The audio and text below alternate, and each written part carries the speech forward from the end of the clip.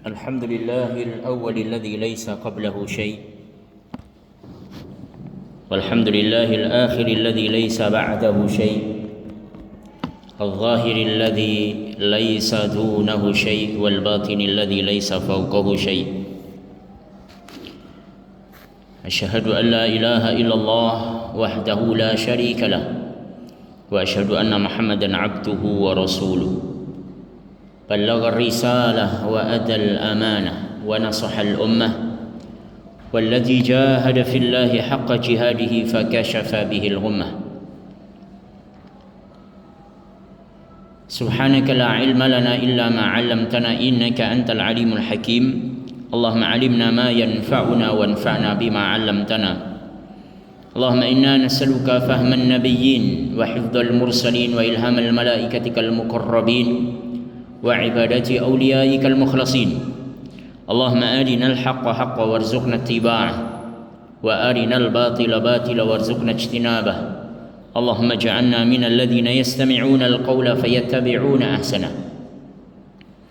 فيا عباد الله، أوصي نفسي وإياكم بتقوى الله فقد فاز المتقون، حيث أن الله سبحانه وتعالى دعانا إلى التقوى فقال: وتزودوا فإن خير الزاد التقوى واتقون يا أولي الألباب.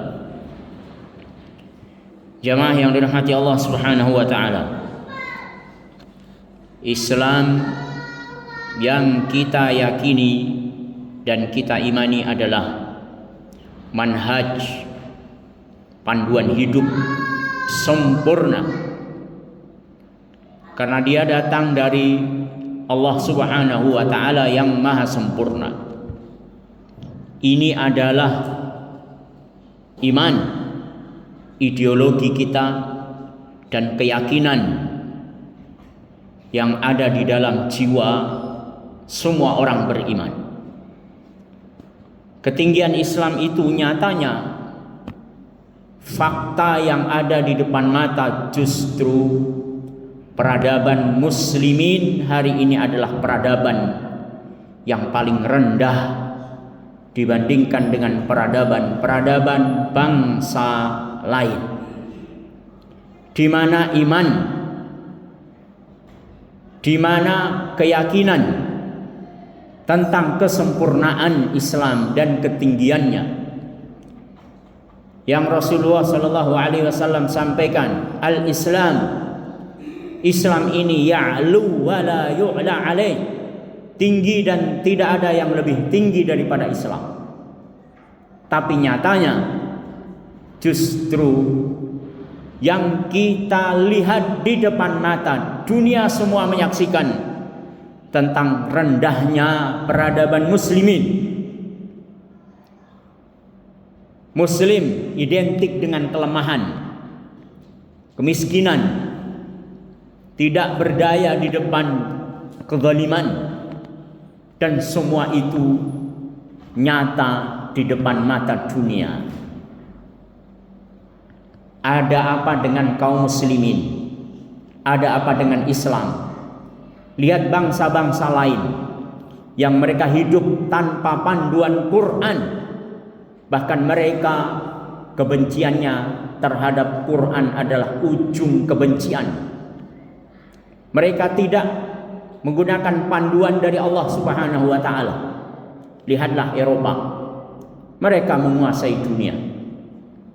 Kalau Eropa di sebelah barat, lihat di sebelah timur ada Cina, ada peradaban Rusia, Korea, India, Jepang. Dengan semua peradaban, mereka tidak mengenal Allah, tapi mereka hari ini menguasai dunia. Di mana kaum muslimin yang klaim mereka adalah peradaban dari yang maha sempurna, panduannya jelas dari Allah Subhanahu wa taala? Faktanya ternyata justru sebaliknya. Bagaimana tidak? Bangsa kita sendiri yang merupakan bangsa dengan peradaban muslimin terbesar dunia, yang jumlahnya 250 juta umat Islam ada di negeri ini. Tentu inilah bangsa besar kaum muslimin. Data Kementerian Agama menyebut ternyata 73% Muslim di negeri ini tidak bisa baca tulis huruf Quran. 73% Muslim yang katanya menjadikan Quran sebagai panduan, ternyata untuk sekedar membaca saja mereka buta. Inikah yang mereka banggakan? Kalau data ini dikembangkan, lebih mengerikan. Berapa mereka yang sholat? Hanya 38%. Berapa yang ke masjid, yang biasa menghadiri azan, menjaga komitmen untuk sholat berjamaah, hadir ke majelis-majelis ilmu yang merupakan sumber daripada iman mereka? Hanya 2%. Kemana yang 98% lain? Apakah mungkin mereka ke gereja, ke tempat-tempat ibadah agama lain? Sebagian besar mereka justru lebih suka nongkrong di sepanjang jalanan. Inilah potret muslimin hari ini. Maka Allah Subhanahu wa ta'ala menghukum mereka semua yang mereka yakini sebagai peradaban paling tinggi dan paling sempurna. Hari ini justru adalah kehinaan yang paling rendah di hadapan seluruh dunia. Kalau data itu dikembangkan lebih luas, justru sebaliknya, kecenderungan penyimpangan semakin besar. Di mana misalnya adalah data PPATK, ada 1.200 triliun duit yang bergulir transaksi judi online. Siapa mereka pemainnya? Kalau bukan sebagian besar adalah muslimin. Kecenderungan menyimpang yang lain, budaya korup para pemimpin, kerusakan moral, kemudian penyimpangan seksual, LGBT, perzinahan, pergaulan bebas, ini semuanya nampak di jalanan yang hari ini. Semuanya menyesakkan dada orang-orang yang masih menggunakan fitrah dan akal sehatnya. Inilah peradaban yang hari ini menyebabkan kehancuran muslimin.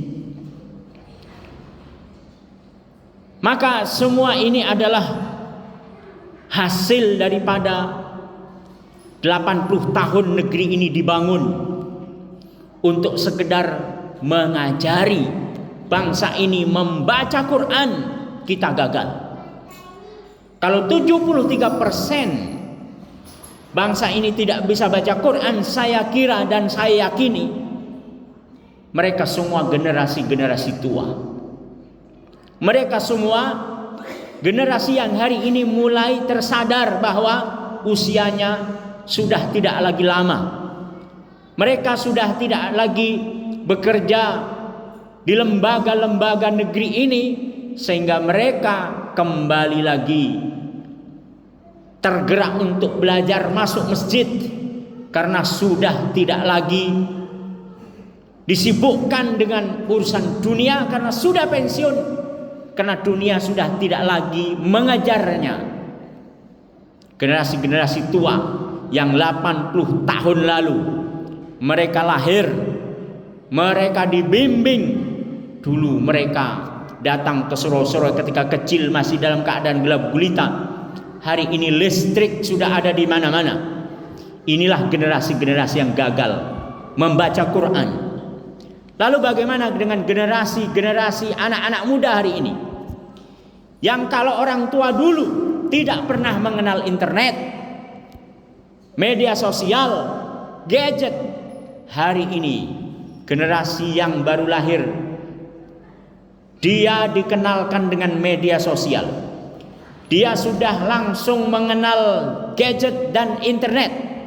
Apakah generasi ke depan akan memperkecil prosentase tidak bisa baca Quran, atau justru menyempurnakan 100% bangsa ini tidak bisa membaca Quran? Saya kira logika sangat sederhana. Ini ke depan akan sangat mengerikan generasi ini. Tanyakan kepada yang disebut dengan Gen Z sekarang. Hampir mereka tidak ada lagi yang tertarik untuk sekedar menjadi seorang guru, mengajari generasi yang nanti akan menjaga peradaban muslimin, apalagi menjadi guru Quran. Kalau hari ini kita tidak membaca Quran, hari ini kita tidak bisa mengajari anak kita sendiri membaca Quran, itu saya kira yang rugi bukan kita sendiri. Kalau hari ini saya tidak sholat, tidak ke masjid, yang merugikan saya sendiri. Justru kita hari ini melakukan satu pelanggaran yang kita yakini tidak merugikan siapapun kecuali kita sendiri. Kita sesungguhnya telah menyumbang kehancuran Islam. Kalau semua kita punya pikiran yang sama, apa yang akan terjadi pada generasi ke depan? Inilah yang terjadi. Peradaban muslimin belum lagi selesai. Masalah Palestina, muncul masalah Sudan. Belum lagi masalah Sudan, muncul lagi masalah-masalah terus menerus. Belum lagi selesai Rohingya, belum lagi selesai Libya, belum lagi selesai Yaman, belum lagi selesai Suriah. Semuanya muncul bertumpuk-tumpuk. Peradaban ini semakin hancur. Ini semuanya akibat kita yang hidup, yang tidak bisa melahirkan generasi seperti generasi-generasi para salafus soleh dulu mereka dididik. Apakah tidak ada dari sekian miliar muslimin melahirkan generasi satu saja seperti Umar ibn Khattab yang dididik oleh Rasulullah SAW, kemudian menguasai 2/3 dunia? Tidakkah kita bisa melahirkan pembinaan seperti Umar bin Abdul Aziz, atau seperti Muhammad Al-Fatih, atau seperti Salahuddin Al-Ayyubi? Mereka semua dilahirkan dari pembinaan yang panjang. Hari ini justru yang kita lahirkan adalah generasi-generasi TikToker, generasi-generasi lemah, generasi-generasi cengeng, generasi-generasi yang tidak tahan banting. Justru kita mengkhawatirkan bukan seperti apa yang dikhawatirkan oleh Yakub Israel yang dulu mengkhawatirkan anak-anaknya. Ma ta'buduna min ba'di. Inilah yang dikhawatirkan oleh Yakub alaihi salam. Sepeninggalnya nanti anak-anaknya, cucu-cucunya akan menyembah siapa? Apakah masih tetap menyembah Allah? Ma ta'buduna min ba'di.